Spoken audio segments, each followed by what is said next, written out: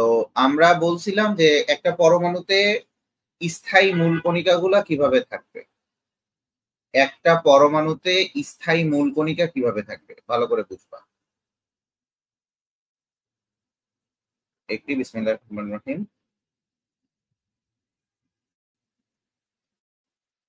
একটি পরমাণুতে স্থায়ী মূল কণিকা কিভাবে থাকবে?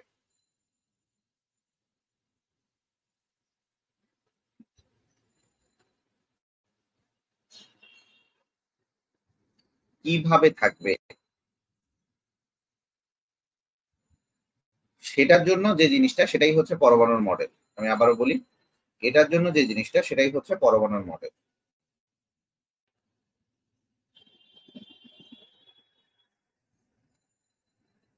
এটাই কি বলো দেখি পরমাণুর model। তো এই পরমাণুর মডেল আমি তোমাকে অনেকগুলাই বলছিলাম। আহ পরমাণুর মডেল আমি তোমাকে বলছিলাম হচ্ছে আহ থমসন পরমাণু মডেল। আমরা বেশ কয়েকটা পরমাণুর মডেল বলছিলাম এবং তাদের ভিত্তি সম্পর্কেও কিছুটা আলোচনা করছিলাম।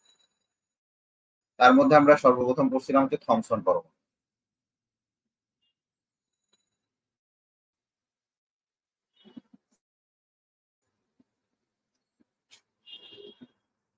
এই থমসনের যে পরমাণু মডেলটা, এটা সাধারণত দেখা যায় এটা আবিষ্কার হয়েছিল 1897 সালে বিজ্ঞানী থমসন অথবা টমসন।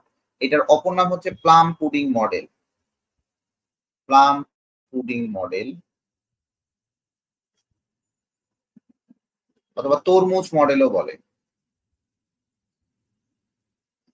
তরমুজ মডেলও বলে। আচ্ছা, এই জিনিসটা একটু ভালো মতো বুঝবা। প্লাম পুডিং মডেল, এখানে পুডিং এর মধ্যে পুডিং থাকে। এই পুডিংটাকে এরা ধরছিল হচ্ছে বড়। পুডিং এর মধ্যে যে কিসমিস থাকে সেই কিসমিসটাকে ধরছিল ইলেকট্রন। আমি আবারও বলি, এই প্লাম পুডিং মডেলটাতে আমি আবারও বলতেছি, খুবই ঠান্ডা মাথায় বুঝবো এবং প্রত্যেকটা জিনিস এখানে তোমাকে জানতে হবে। প্লাম পুডিং যে মডেলটা ছিল সেই মডেলটার তোমার পুডিংটাকে ধরছিল হচ্ছে ওরা পরমাণু, এবং পুডিংটাকে পরমাণু ধরছিল, এবং তোমার যে কিসমিস যেটা আছে সেই কিসমিসটাকে ধরছিল তারা ইলেকট্রন। ঠিক আছে, এখানে ইলেকট্রন কিভাবে ঘুরে, আমি আবারও বলি, ইলেকট্রন কিভাবে ঘুরে বা কিভাবে কোনো কিছু ইলেকট্রন কক্ষপথে ঘুরে না কিভাবে ঘুরে, এই জিনিসটাকে সে কোনোভাবেই তোমার প্রমাণ করতে পারে নাই। কোনোভাবেই প্রমাণ করতে পারে নাই। ঠিক আছে, কক্ষপথ সম্পর্কেও সে ধারণা দেয় নাই। ঠিক আছে, এটুকু ক্লিয়ার?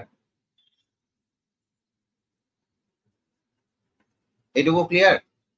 আচ্ছা, তো কিসমিসটাকে সে ইলেকট্রন ধরছিল। এখন চলে আসি আমরা থমসন পরমাণু মডেল দেখব।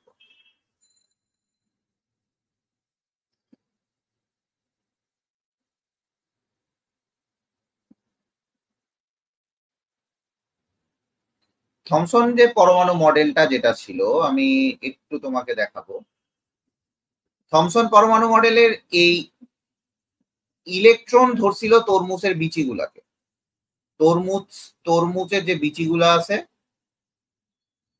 তরমুজের যে বিচিগুলা আছে সেটাকে তারা ধরছিল ইলেকট্রন। এই পুরা তরমুজটাকে ধরছিল হচ্ছে তারা একটা অ্যাটম। পুরা তরমুজটাকে ধরছিল হচ্ছে অ্যাটম।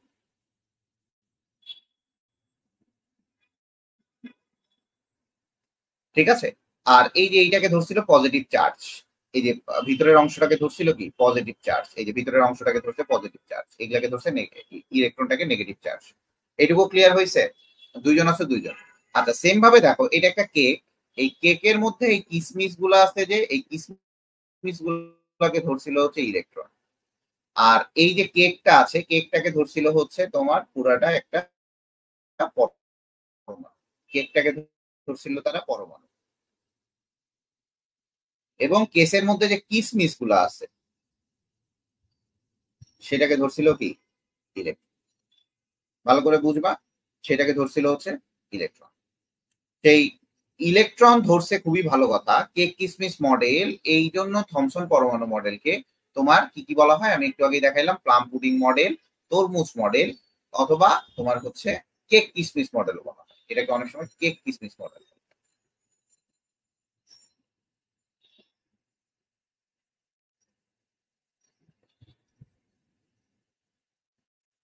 ঠিক আছে, এইটুকু ক্লিয়ার? এইটুকু ক্লিয়ার কিনা বলো?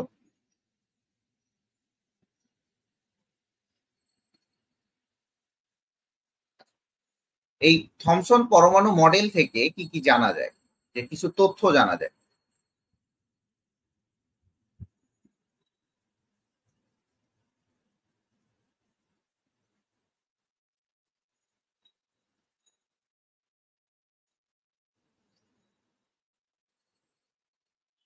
এই তোমরা কমেন্ট করো না কেন? তোমাদের ক্লিয়ার হয়েছে কিনা সেটা বলো।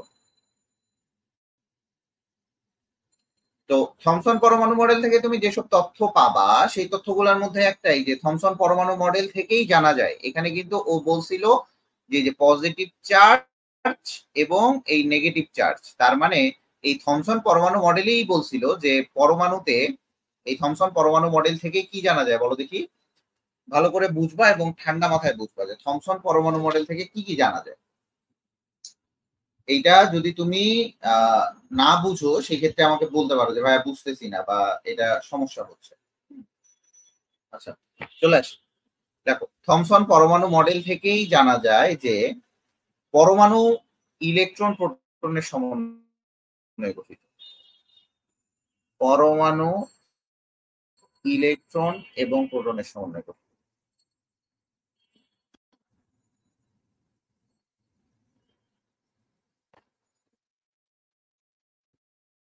কিন্তু এই জায়গাটা থেকে এটা একটা গল্পের মতো মনে করো, এটা একটা করে ধাঁচ যাবে। আবারও বলি, এটা নিজে থেকেই শিখতে হবে। তোমাকে যদি কেউ ঠেলে পড়তে বসায় দেয়, ওই পড়া তোমার হবে না। ঠেলে পড়তে বসায় দেওয়া যাবে না, ঠিক আছে? তাহলে দেখো, পরমাণুটা কি হইলো? পরমাণু থেকে তুমি জানতে পারলা যে ইলেকট্রন এবং প্রোটনের সমন্বয়ে গঠিত, ঠিক আছে? তো এখন কথা হচ্ছে যে সে এইটুকু বলল এবং সে আর কোনো তথ্য দিতে পারলো না। সে কোনো প্রকার কক্ষপথের ধারণা দিল না। কক্ষপথ অথবা ইলেকট্রন কিভাবে থাকবে, অথবা ইলেকট্রন বা প্রোটন কিভাবে থাকবে, কিভাবে পরমাণুর মধ্যে থাকবে,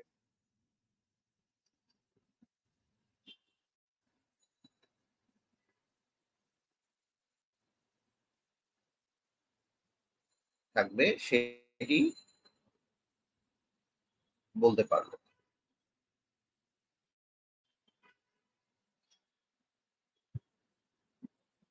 সেটি সে বলতে পারেনি। তো ধীরে ধীরে দেখা যায়, ধীরে ধীরে দেখা যায় নতুন কোনো কিছু আসে, নতুন কোনো কিছু আসে। এই যে এর ব্যর্থতা, সে পরমাণু সম্পর্কে আর কোনো তথ্যই দিতে পারে না এই একটা মডেল সম্পর্কে। কিন্তু তার যে সাফল্য, যদি এর একমাত্র সাফল্য বলতে পারো যে ভাইয়া এর সাফল্য কি ছিল, এর যদি সাফল্য বলতে চাও স্যার রাদারফোর্ডের, এই সাফল্য একমাত্রই ছিল হচ্ছে ইলেকট্রন আবিষ্কার।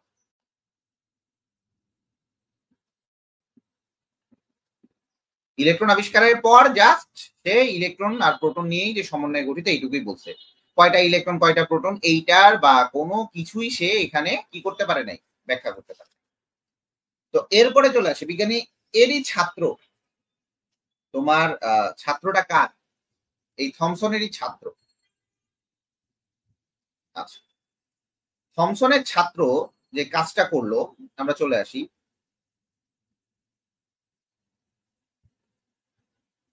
রাদারফোর্ড। তো একজনের পর তো আরেকজন তোমার আহ, কাজ করবে, এটাই স্বাভাবিক। এই রাদারফোর্ড এ ছিল হচ্ছে বিজ্ঞানী থমসনের ছাত্র।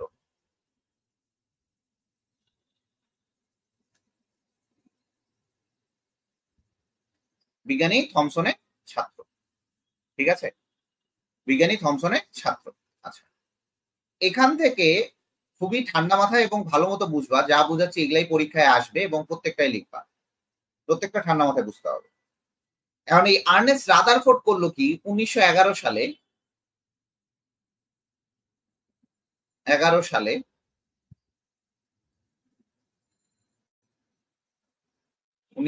সালে তিনি আলফা কণা বিচ্ছুরণ পরীক্ষা করলেন।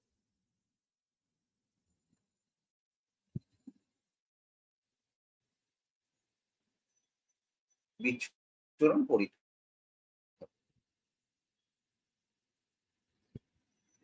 আজকে যে ফার্স্ট নোট শেয়ার করবে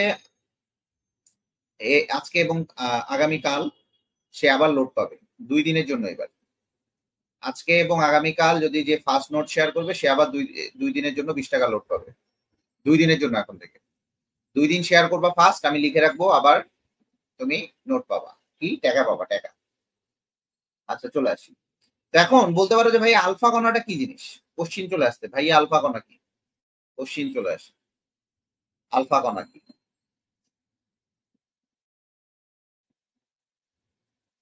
আলফা কণা হচ্ছে, একটু বুঝবা, এই আলফা কণা হচ্ছে দ্বিধনাত্মক হিলিয়াম নিউক্লিয়াস। ভাইয়া কি বললো? ভাইয়া বলছে আলফা কণা হচ্ছে দ্বিধনাত্মক হিলিয়াম নিউক্লিয়াস, দ্বিধনাত্মক হিলিয়াম কণা। তাহলে আলফা কণাটা কি যদি আমি সংজ্ঞায় আসি, দেখো হিলিয়াম পরমাণু থেকে, হিলিয়াম পরমাণু থেকে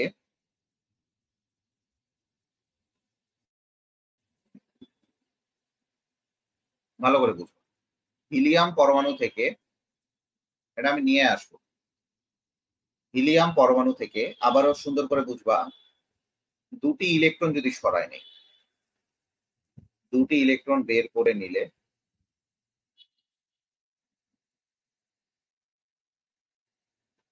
যে দ্বিধনাত্মক হিলিয়াম, যে দ্বিধনাত্মক হিলিয়াম নিউক্লিয়াস পাওয়া যায়, হিলিয়াম নিউক্লিয়াস পাওয়া যায়।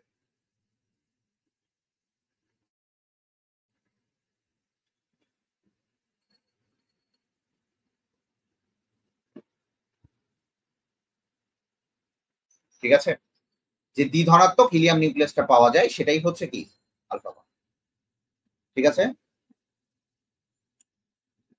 এখন তাহলে আলফা কণাটা আমি কিভাবে লিখতে পারি, একটা হিলিয়াম নিউক্লিয়াস আছে, সেখান থেকে 2টা ইলেকট্রন আমি বাদ দিয়ে দিব, সেখান থেকে হিলিয়াম 2+। এটা বোঝা গেছে?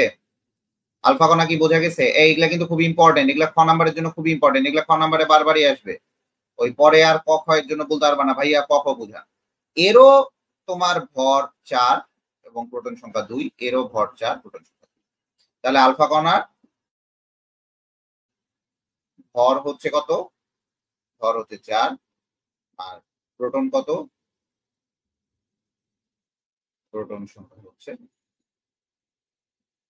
ক্লিয়ার এইটুকু বলা? আমি এক এক করে সব বুঝাবো, আমি এক এক করে সবই বুঝাবো, বললাম তো আমি এক এক করে সব বুঝাবো।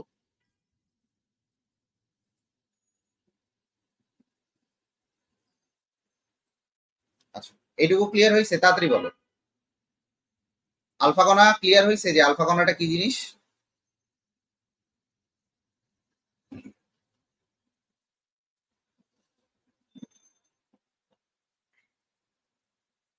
আলফা কণাটা কি জিনিসটা ক্লিয়ার হয়েছে কিনা বলো?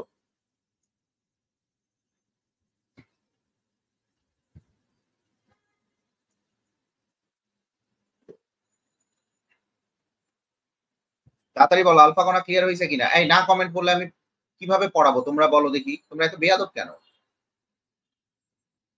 আচ্ছা, তোমার প্রথম প্রশ্ন, ভাই আলফা কণাটাই কেন ব্যবহার করা হয়, আর আলফা কণাটা কি, আলফা কণা কোথা থেকে পাবো? আরেকটা কথা হচ্ছে কোশ্চিন, আলফা কণা কোথা থেকে পাবো?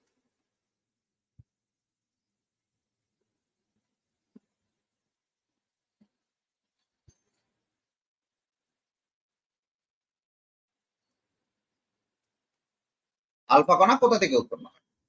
তো আলফা কণাটা কোথা থেকে উৎপন্ন হয় সেটা একটু আমরা দেখবো, যে দেখা যায় যে রেডিয়াম অথবা ইউরেনিয়াম, আমি আবারও বলি, রেডিয়াম অথবা ইউরেনিয়াম তেজস্ক্রিয় মৌল থেকে, আমি আবারও বলি, তেজস্ক্রিয় মৌল থেকে এই আলফা কণাগুলা পাওয়া যায়। আমি আবারও বলতেছি, তেজস্ক্রিয় মৌল থেকে এই আলফা কণাগুলা স্বতঃস্ফূর্তভাবে কি হয়, নির্গত হয়। একদম খুবই সিম্পল কথা, একদম খুবই সিম্পল কথা। এখন আলফা কণাগুলো কোথা থেকে উৎপন্ন হয় বা কোথা থেকে পাওয়া যায় ভাইয়া, তোমাকে যদি বলে তাহলে বলবা রেডিয়াম অথবা ইউরেনিয়াম তেজস্ক্রিয় মৌল হতে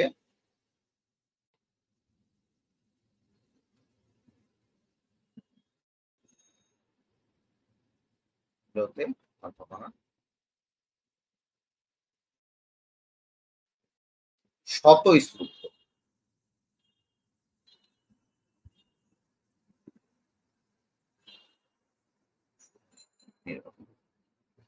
স্বতঃস্ফূর্তভাবে কি হয়, নির্গত। তো যদি স্বতঃস্ফূর্তভাবে নির্গত হইলো, খুবই ভালো কথা। আরো একটা প্রশ্ন ভাইয়া, আলফা কণাই কেন ব্যবহার করা হয়? আরো একটা প্রশ্ন, এখানে তোমার আরো একটা কোশ্চেন থাকতে পারে, ভাইয়া এখানে আলফা কণাই কেন ব্যবহার করলো?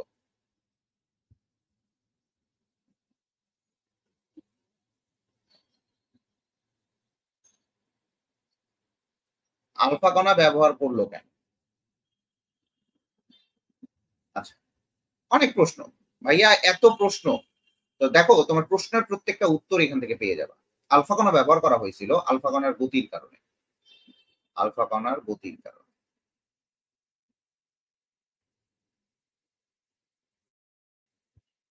এত গতি সম্পন্ন হওয়ার কারণে সামনে যদি কোনো বাধা বিপত্তি আসে, আবার বলি, সামনে যদি কোনো বাধা বিপত্তি আসে, সেই বাধা বিপত্তি গুলা সে কি করে যাইতো, ওভারকাম করে যাইতো। দ্যাটস ওয়াই এই আলফা কণার গতিটার কারণেই এই আলফা কণা ব্যবহার করা হয়েছিল। ভাই আলফা কণার গতি কত? 1 × 10⁻⁷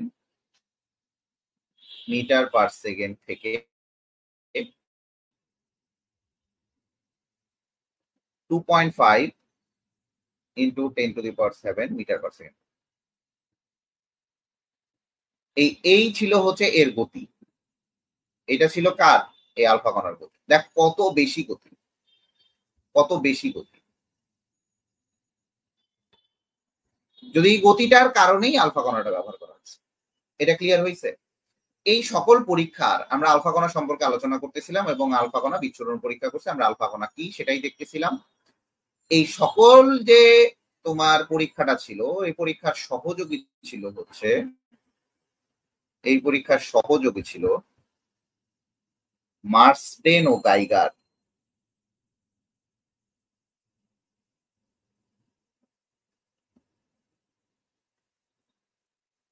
পরীক্ষার সহযোগী কে ছিল? মার্সডেন এবং গাইগার। এইখানে রাদারফোর্ড আরো কিছু কিছু জিনিস নিয়েছিল। এই আলফা কণা বিচ্ছুরণ পরীক্ষার উপকরণগুলো আমরা একটু দেখব। আমরা একটু উপকরণের দিকে চলে যাই। দেখো, আলফা কণা বিচ্ছুরণ পরীক্ষার উপকরণ।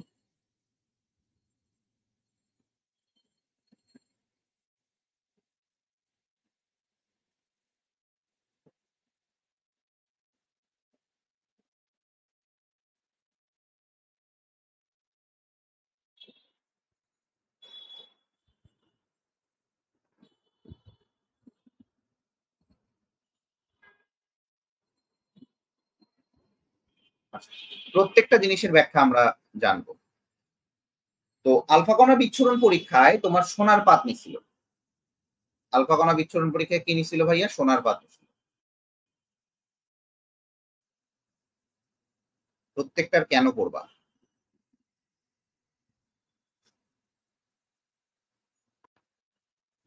প্রশ্ন চলে আসে, ভাইয়া কেন? বলেন দেখি কেন?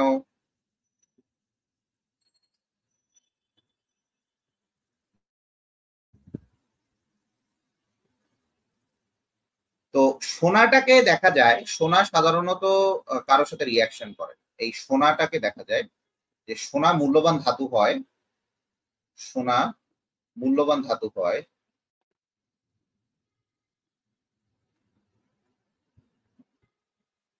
সাধারণত কারোর সাথে রিয়াকশন করে।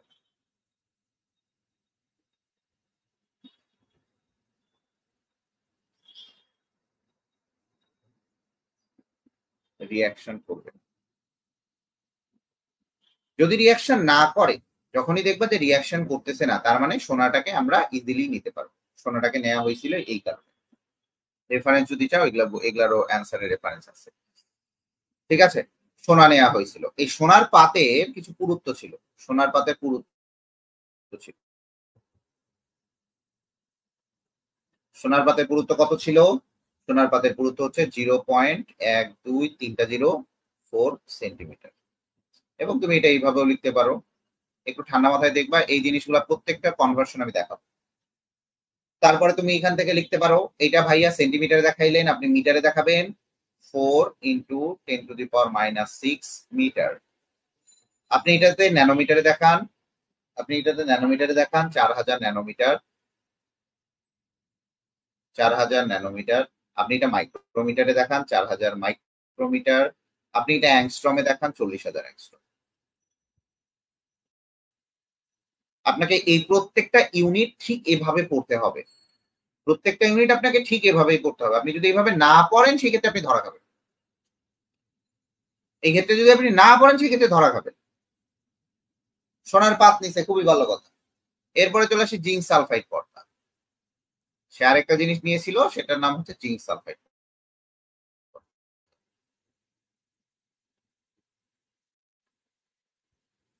ভাইয়া কেন নিয়েছিল? প্রশ্ন আছে কেন নিয়েছিল?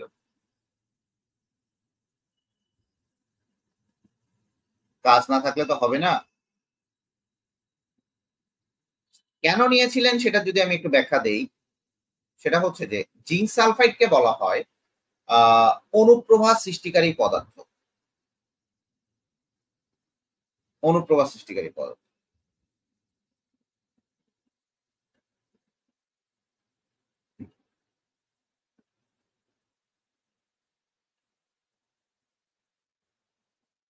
ভাইয়া এর কাজ কি? অনুপ্রভা কি?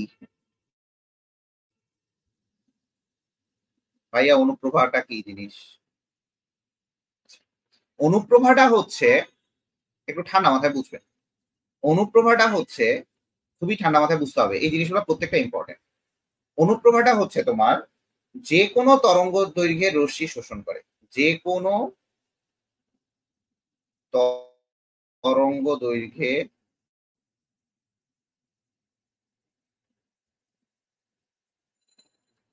রশ্মি শোষণ করে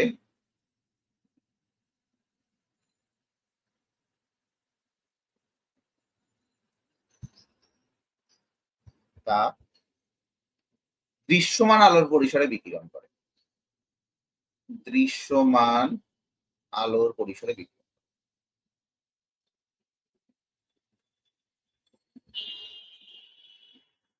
বিকিরণ।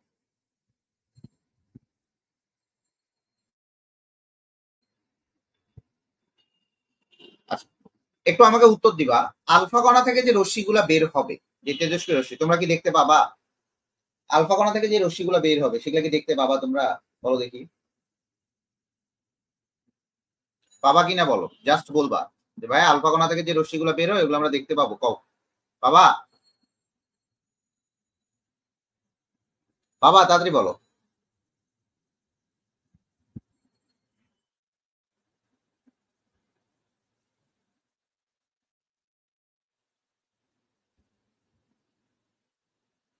তাড়াতাড়ি বলো বাবা, তোমরা যে আলফা কণা থেকে রশ্মি বের হয়, তোমরা দেখতে পাবা? তোমরা ইউভি রশ্মি দেখতে পাও, বা কোনো কিছু দেখতে পাও, আইআর দেখতে পাও? হুম।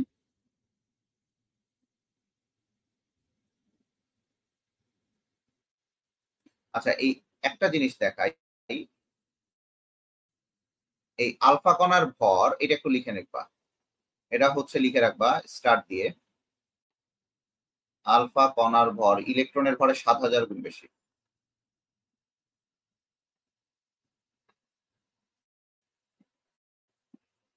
তোমাদের এত দেরি লাগে রে?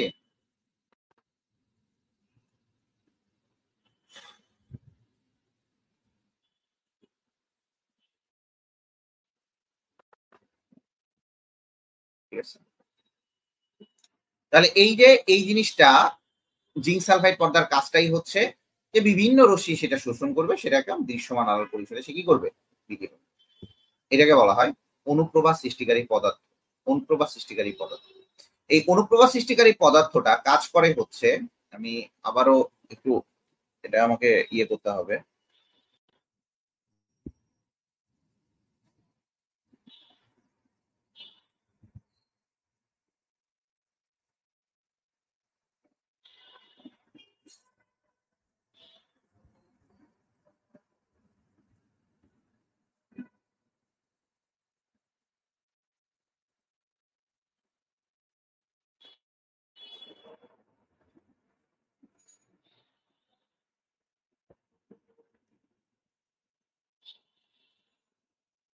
একটু দাঁড়াও,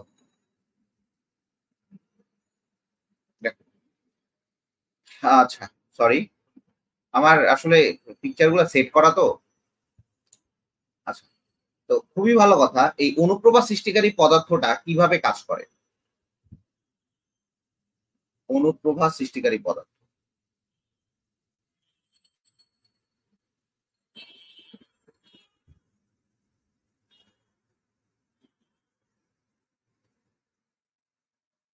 আচ্ছা, এই অনুপ্রভা সৃষ্টিকারী পদার্থের ইংলিশ নেমটা কি বলে? ইংলিশ নেম এটাকে বলা হয় ফসফোরেসেন্স সাবস্টেন্স।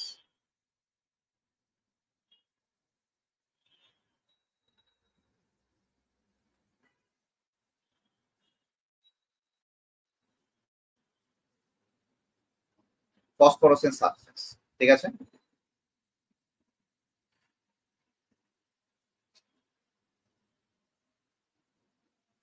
এই অনুপ্রভা সৃষ্টিকারী পদার্থটা ঠান্ডা মাথায় বুঝবে। অনুপ্রভা সৃষ্টিকারী পদার্থটা করে কি, মনে করো এটা একটা লোয়ার স্টেট, এটা হচ্ছে আপার স্টেট। একটা লোয়ার স্টেট, একটা আপার স্টেট। আমি খুব ঠান্ডা মাথায় বোঝানোর ট্রাই করি আপনাকে। এখান থেকে দেখা যায় যে যদি এখান থেকে আপার স্টেট থেকে কোনো কিছু শোষণ করে উপরে গেল, আবার আপার স্টেট থেকে শোষণ করে নিচে আসলো, এটা অনেক ফাস্ট ঘটে। এইটাকে বলা হচ্ছে ফ্লুরোসেন্স।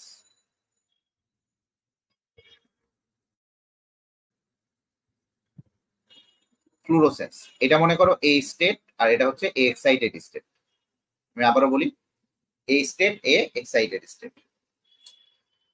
নিম্ন শক্তির স্তর থেকে কোনো একটা শক্তি শোষণ করে সে উপরে গেল এবং শক্তিটা বিকিরণ করে নিচে আসলো, এই বিকিরিত শক্তিটাই আলো।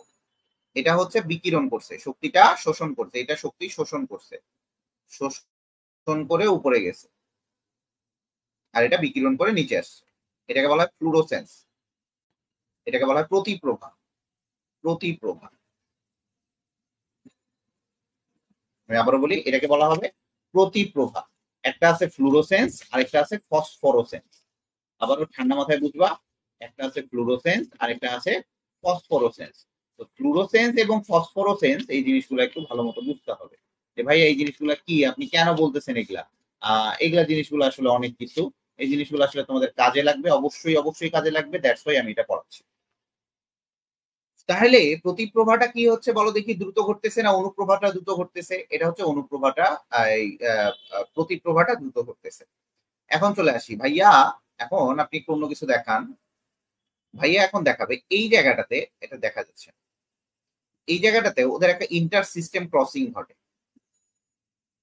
এই জায়গাটাতে একটা ইন্টার সিস্টেম ক্রসিং ঘটে। ক্রসিং ঘটে, সে এই জায়গায় আসে, এই জায়গা থেকে সে শক্তিটা কিছুটা বিকিরণ করে, এই জায়গায় একটা ইন্টার সিস্টেম ক্রসিং ঘটে।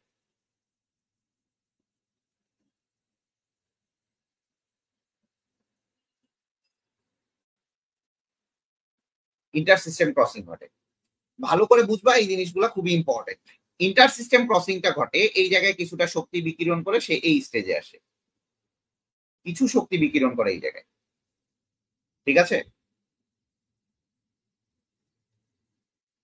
এখন এই যে একটা ইলেকট্রন শক্তির উৎস থেকে আহ তোমার একটু পরিমাণ শক্তিটা বিকিরণ করে ইন্টার সিস্টেম ক্রসিং করে, ইন্টার সিস্টেম ক্রসিংটা ঘটানোর পর এই জায়গাটা থেকে, আবারও বলি, এই জায়গাটা থেকে সে তখন করবে কি, এই আবার পুনরায় চলে আসবে। পুনরায় কোথায় আসবে? আমাদের লোয়ার স্টেটে চলে আসবে শক্তি বিকিরণ করে। এখানে কিন্তু শক্তি বিকিরণ করছে, এখানে একটু শক্তি বিকিরণ করছে, এই জায়গায় একটু শক্তি বিকিরণ করছে। এইটাই হচ্ছে ফসফোরোসেন্স।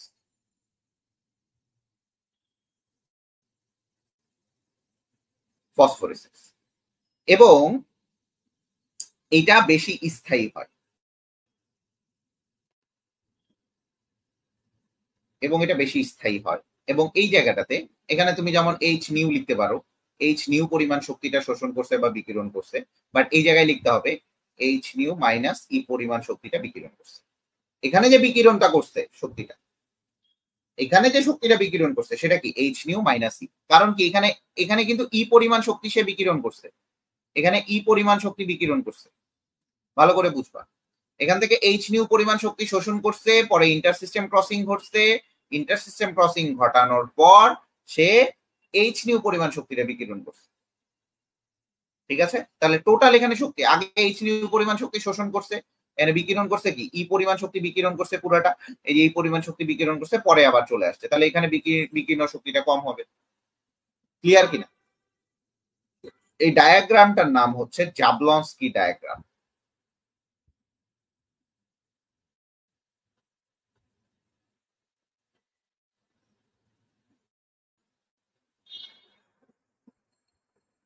অনুপ্রভা আর প্রতিপ্রভা বুঝতে পারছো? অনুপ্রভা প্রতিপ্রভা বুঝতে পারিছো তোমরা? এটা একটু কঠিন ছিল। এটা কি ছিল বলো দেখি? জাবলনস্কি ডায়াগ্রাম। ক্লিয়ার এইটুকু? দেখো ভাইয়া তাড়াতাড়ি দেখো।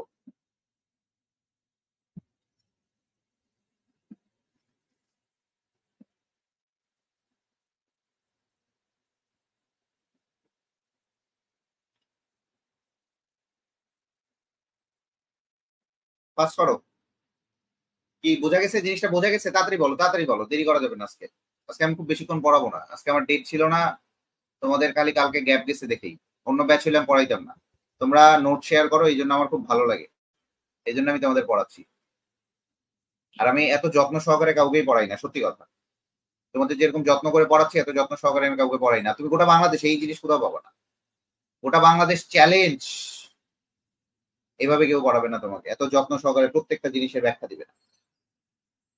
চলে আসি, তাহলে জিঙ্ক সালফাইড পর্দা তোমার নেওয়া হয়েছিল, এরপরে নেওয়া হয়েছিল হচ্ছে লেড ব্লক, এরপরে নেওয়া হয়েছিল হচ্ছে লেড ব্লক, এবং লেড ব্লকের সাথে নেওয়া হয়েছিল তেজস্ক্রিয় রেডিয়াম। রেডিয়াম নেওয়া হয়েছিল। যদি বলো ভাইয়া রেডিয়াম কেন নেওয়া হয়েছিল? ভাইয়া রেডিয়াম নেওয়া হয়েছিল কারণ রেডিয়াম থেকেই কিন্তু কি হবে, রেডিয়াম থেকে আলফা কণা স্বতঃস্ফূর্ত ভাবে নির্গত।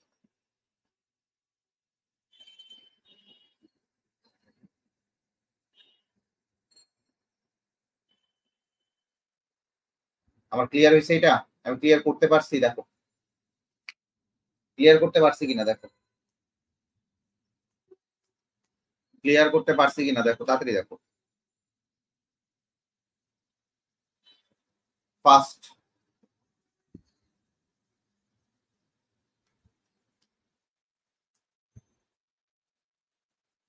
ক্লিয়ার করতে পারছি? দেখো তাড়াতাড়ি দেখো। আচ্ছা, যদি এটা হয়ে যায়, এরপরে চলে আসে আলফা কণা বিচ্ছুরণ পরীক্ষা দেখবো আমরা।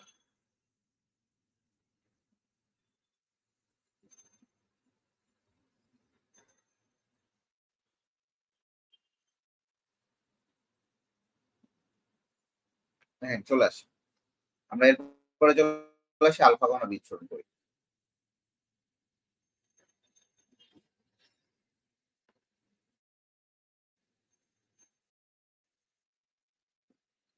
এই তোমাদের কোনো বন্ধু বান্ধব নাই?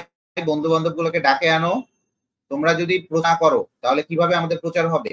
তোমরাই তো আমাদের প্রচার, আমি কি মানুষকে টাকা দিয়ে দালাল লাগবো না? তোমরা তোমরা জানো না মেডিএন কতটা স্ট্রিক্ট? মেডিএন কতটা স্ট্রিক্ট তোমরা জানো না? তোমার এসিএস বলো আর উদ্ভাস বলো, উদ্ভাসের থেকে যদি এখানে কম কন্টেন্ট যায় তারপর আমাকে বলবা। উদ্ভাসের থেকে বেশি কন্টেন্ট যাচ্ছে, এসিএস এর থেকে তো 1000 গুণে বেশি কন্টেন্ট যাচ্ছে।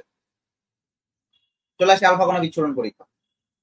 তো আলফা কণা বিচ্ছুরণ পরীক্ষায় এই জায়গায় একটা রেডিও অ্যাক্টিভ সোর্স নেওয়া হয়েছে।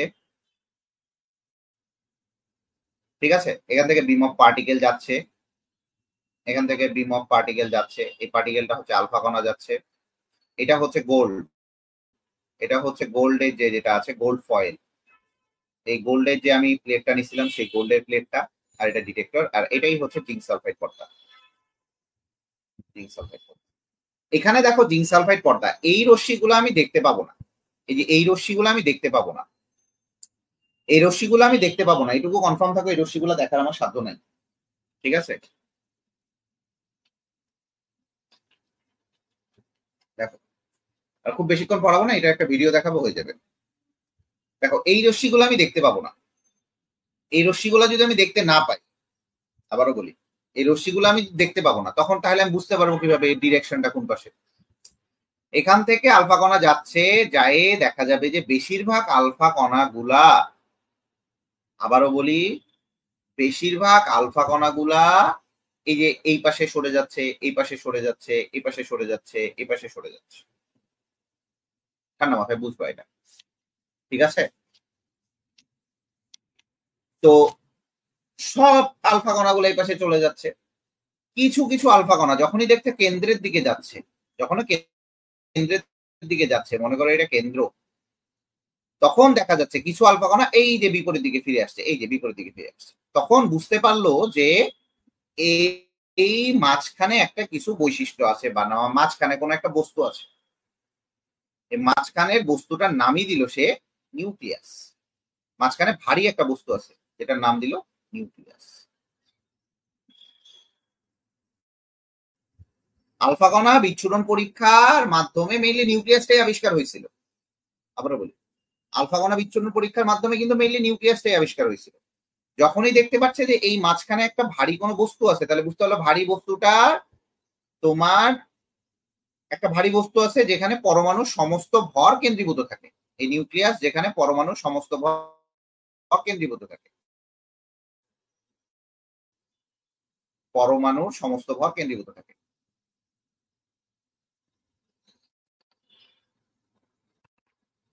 কেন্দ্রীভূত,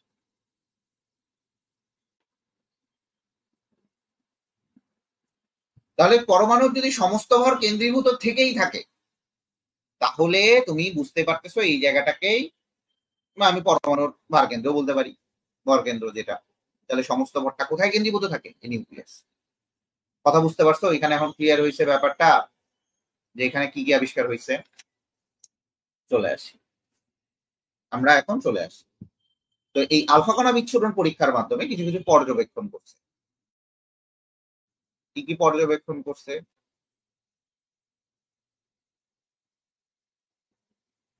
আলফা কণা বিচ্ছুরণ পরীক্ষার মাধ্যমে পর্যবেক্ষণ করছে। কি কি পর্যবেক্ষণ করছে সেটা দেখি আমরা। দেখা যায় 90% আলফা কণা সোনার পাত ভেদ করে সোজাসুজি চলে যায়। 90% আলফা কণা কি বলছে, তোমার সোজাসুজি চলে যায় এবং জিঙ্ক সালফাইড পর্দাকে তোমার আলোকিত করে। এই যে ভেদ করে চলে যাচ্ছে, এই যে ভেদ করে চলে যাচ্ছে, ভেদ করে চলে যাচ্ছে, ভেদ করে চলে যাচ্ছে। ভালো করে বুঝবা। আমি যদি এটা ড্রটা করি, একটু দেখবা, আমি পরের পেজে ড্র করব। এটা হচ্ছে আমার নিউক্লিয়াস, এটা আমার নিউক্লিয়াস, একটু বুঝবা। এটা আমার জিঙ্ক সালফাইড পর্দা। আমি আলফা কণাগুলা এই পাশ দিয়ে মারবো, এখানে আলফা কণা, alpha alpha alpha alpha alpha alpha. একটু বোঝার চেষ্টা করো। দেখা যাচ্ছে এখান থেকে যে আলফা কণা গজর আছে, সোজাসুজি সোনার পাত ভেদ করে চলে যাচ্ছে, সোজাসুজি সোনার পাত ভেদ করে চলে যাচ্ছে। এখান থেকে আলফা কণা সোজাসুজি চলে যাচ্ছে, এখান থেকেও সোজাসুজি চলে যাচ্ছে। বাট এই জায়গাটা আসে দেখবা বেঁকে গেছে, বেঁকে গেছে। এ আবার করছে কি, এই বাবাজি আসে তোমার যখন আলফা কণাটা গেল, এ কি করছে, সোজাসুজি যায় আবার ব্যাক করছে। এই একটা আলফা কণা সোজাসুজি যায় আবার কি করছে, ব্যাক করছে। এই কথা বলো, তোমরা বুঝতে পারতেছো কিনা? কথা বলো, কথা না বললে কিভাবে হয়? এই গাধার দল সব। এ আবার কি করছে, এখানে যায় এই পাশে চলে গেছে, এ যায় এই পাশে ভেদ করে সোজাসুজি চলে গেছে, এও সোজাসুজি চলে গেছে, এ তো সোজাসুজি চলে যাবে। তো দেখো নিউক্লিয়াসের কাছে আসার সাথে সাথেই এই যে আলফা কণাটা এ কি করছে, ব্যাক করছে। তাহলেই বুঝতে পারতেছো আলফা কণাটা এই মিডিল, এটা পরমাণুর কেন্দ্র, পরমাণুর মাঝখানের দিকে ভারী একটা বস্তু আছে, সেই ভারী বস্তুটার নামই দিয়ে দিল, এর নাম দিল হচ্ছে, সেটার নাম দিল কি বলো দেখি, নিউক্লিয়াস। ভারী বস্তুর নাম কি দিল, নিউক্লিয়াস।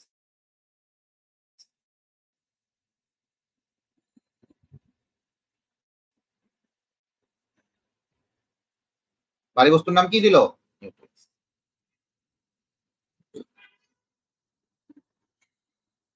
ক্লিয়ার হয়েছে ভারী বস্তু কিভাবে নিউক্লিয়াসটা আবিষ্কার হয়?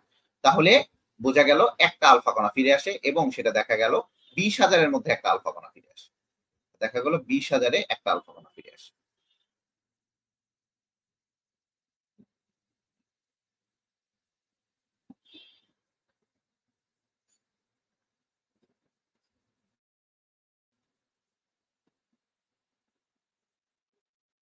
এখন আমরা যদি এই জায়গায় পর্যবেক্ষণে চলে যাই, তাহলে সেই পর্যবেক্ষণে দেখা গেল সে কি বলছে, পর্যবেক্ষণে বলছে যে তোমার 99% আলফা কণা সোনার পাত ভেদ করে চলে যায়। এই 99% আলফা কণা, তুমি যদি এখানে আলফা কণা দেখো, আমি যদি এখানে একটু দেখাই তোমাকে, এটাও আলফা কণা, এটাও আলফা, এটাও আলফা, এটাও আলফা, এটাও আলফা, তাহলে দেখা যাবে যে এই আলফা কণা সোজাসুজি চলে যাবে, এই আলফা কণা একটু বেঁকে যাবে, এইখানে যে আলফা কণাটা সেটাই এই যে বেঁকে আসবে, এই যে একটা যাবে একটা আসবে, এই দেখা যাবে যে একটু বেঁকে যাবে, এরপরে আলফা কণাটা সোজাসুজি চলে যাবে, শেষ।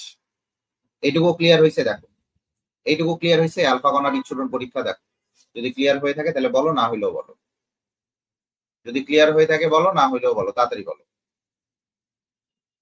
ক্লিয়ার হইলেও বলো, না হইলেও বলো। তো দেখা গেছে যে 99% আলফা কণা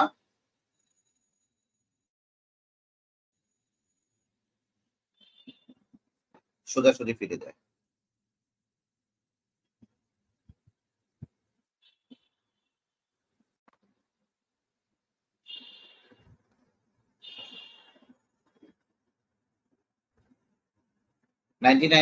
আলফা কণা সোনার পাত ভেদ করে কি হয়, সোজাসুজি চলে যায়। কিছু পরিমাণ আলফা কণা, 20,000-এর মধ্যে আলফা কণা, 20,000টার মধ্যে আলফা কণা, 20,000-এর মধ্যে একটা আলফা কণা,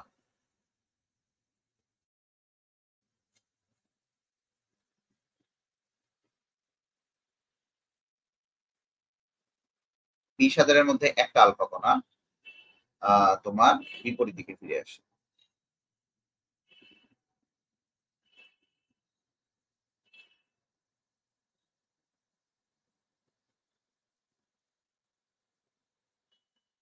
আচ্ছা, কোশ্চিন আসে ভাইয়া 20,000-এর মধ্যে আলফা কণা, এটা বারবার কোশ্চিন আসে, যদি 20,000-এ একটা আলফা কণা চলে আসে তাহলে 1,00,000-এর মধ্যে কয়টা?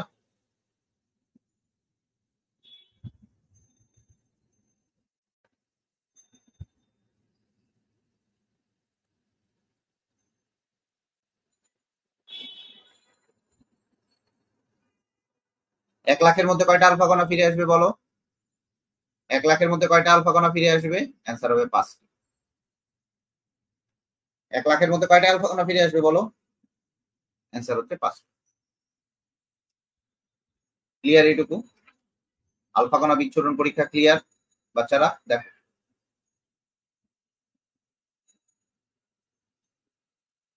আর তোমার যদি এখনো মনে হয় ভাই জিঙ্ক সালফাইড পর্দা, আরে এই যে আমরা যে এই যে এইগুলা যে এই পাশ দিয়ে সোজাসুজি যাচ্ছে, কোথায় সোজাসুজি যাচ্ছে, কোথায় ব্যাকে বাঁকা হয়ে যাচ্ছে, কোথায় কি হচ্ছে, এটা দেখার জন্য তো আমার একটা ডিটেক্টর লাগবে। ওই জিঙ্ক সালফাইডটা মেইনলি ডিটেক্টর হিসেবে কাজ করছে।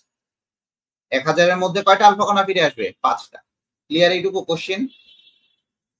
আচ্ছা চলে আসি এর পরের দিকে, চলে আসি 1,000-এর মধ্যে যদি 5টা আলফা কণা ফিরে আসবে, এরপরে চলে আসি যে রাদারফোর্ড এখান থেকে কি কি সিদ্ধান্ত নিল, রাদারফোর্ড কি কি সিদ্ধান্ত নিল, সিদ্ধান্ত কি কি নিল? সিদ্ধান্ত নিল হচ্ছে যে পরমাণুর বেশিরভাগ স্থানই ফাঁকা, পরমাণুর বেশিরভাগ স্থান ফাঁকা।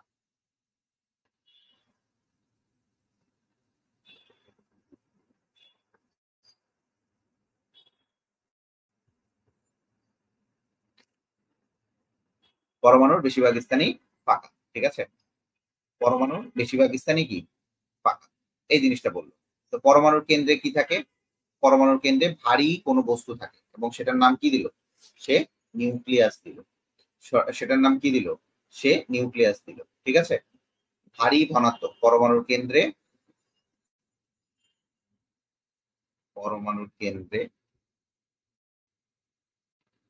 ভারী বস্তুর নাম দিল নিউক্লিয়াস।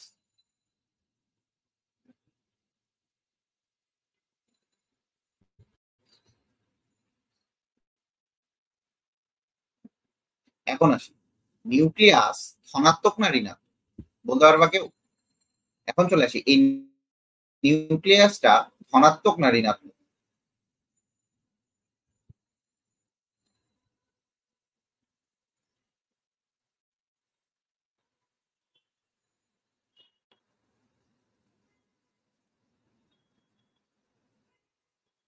বলো দেখি কিভাবে বুঝবো নিউক্লিয়াসটা ধনাত্মক না ঋণাত্মক? দেখো, এই জায়গায় আমি বলছিলাম যে আলফা কণাটা ফিরে আসে, ব্যাকডেটেড হয়ে আসে, পজিটিভ, গুড।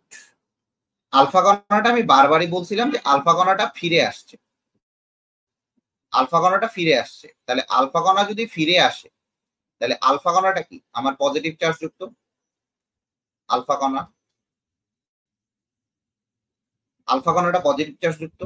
তাহলে এই আলফা কণা পজিটিভ এবং পজিটিভ, পজিটিভ এবং পজিটিভ দুইটাই কি করবে? বিকর্ষণ করবে, বিকর্ষণ করবে। শোনো, যদি একটা ছেলে আরেকটা ছেলে আছে, দুই ছেলের কি বিয়ে হয় কোনোদিন? ক্যারেক্টারলেস ছাড়া। এরা দুইজন দুইজনকে বিকর্ষণ করে, খালি মারামারি করে। দুইটা মেয়ে মেয়ে দেখবা বিকর্ষণ করে, খালি মারামারি করে। দুইটা মেয়ে মেয়ে কি করে? খালি বিকর্ষণ করে, মারামারি করে। তাহলে এই যে বিকর্ষণটা, তাহলে বুঝতেই পারতেছো এটাও অবশ্যই কি? পজিটিভ চার্জ বিকর্ষণ করে। তাহলে কিভাবে বুঝবো? এই যে আলফা কণা পরীক্ষা থেকে আলফা কণার বিপরীত দিকে আসে।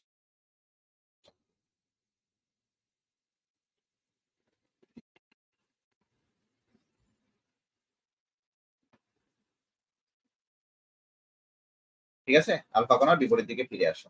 তার মানে বুঝতে পারতেছো এই নিউক্লিয়াসটা পজিটিভ চার্জ, এই ভারী বস্তু নিউক্লিয়াসটা ধনাত্মক চার্জে চার্জ, ধনাত্মক চার্জে চার্জ।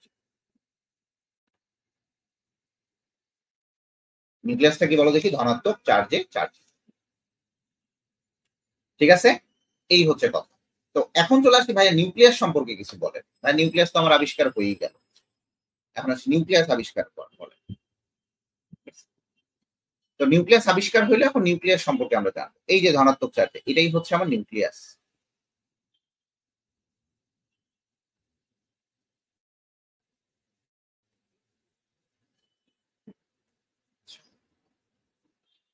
ভাইয়া নিউক্লিয়াস সম্পর্কে বলেন। তো নিউক্লিয়াস সম্পর্কে যদি আমি বলি, আমরা আজকে এই পর্যন্তই করবো, আমি খুব বেশি পড়াবো না আজকে। আচ্ছা, নিউক্লিয়াস সম্পর্কে যদি বলে, নিউক্লিয়াসের ব্যাস দেখা গেল, নিউক্লিয়াসের ব্যাস 10⁻⁻14 মিটার থেকে 10⁻⁻15 মিটার পর্যন্ত, এবং সেটা আপনি ন্যানোমিটারও করতে পারেন। 10⁻⁵ ন্যানোমিটার থেকে 10⁻⁶ ঠিক আছে। নিউক্লিয়াসের ভেতরে থাকে হচ্ছে, নিউক্লিয়াসের ভেতরে থাকে, নিউক্লিয়াসের ভেতরে এগুলো আমরা দেখবো। নিউক্লিয়াসের ভেতরে proton plus neutron, proton plus neutron এক প্রকার শক্তির সাহায্যে যুক্ত থাকে, শক্তির সাহায্যে যুক্ত। ভর ত্রুটি পড়বো এই জায়গা থেকে।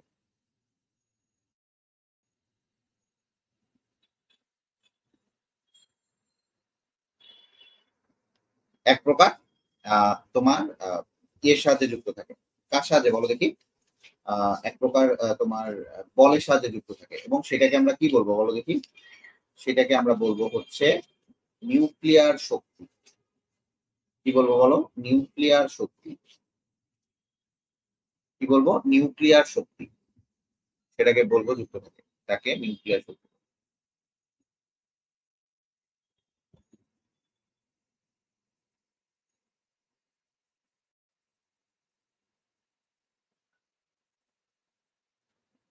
চলে আসি। ঠিক আছে, কোন একটা তেজস্ক্রিয়, ভালো করে বুঝো, কোন তেজস্ক্রিয় মৌলের নিউক্লিয়াসে নিউট্রন ভেঙে, তেজস্ক্রিয় মৌলের নিউক্লিয়াসে নিউট্রন ভেঙে, দেখো তেজস্ক্রিয় রশ্মি নিউক্লিয়াসে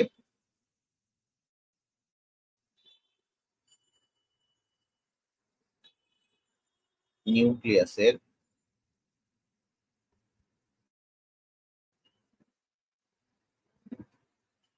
নিউট্রন ভেঙে তোমার প্রোটন প্লাস ইলেকট্রন নির্গত হয়।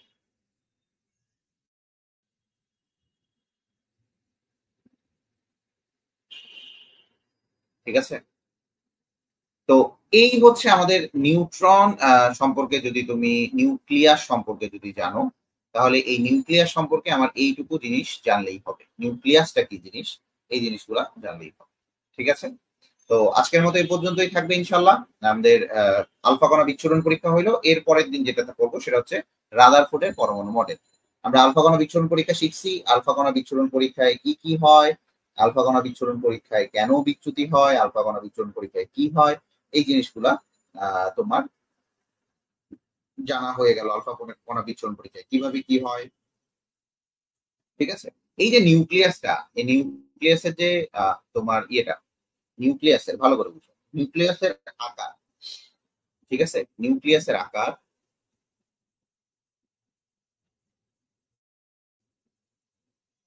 আকারটা অনেক ছোট পরমাণুর আকারের তুলনায়।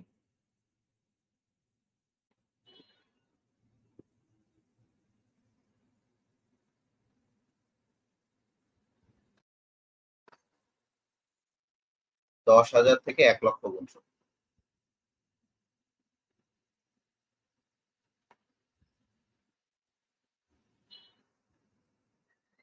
ঠিক আছে, 10,000 থেকে 1 লক্ষ গুণ ছোট।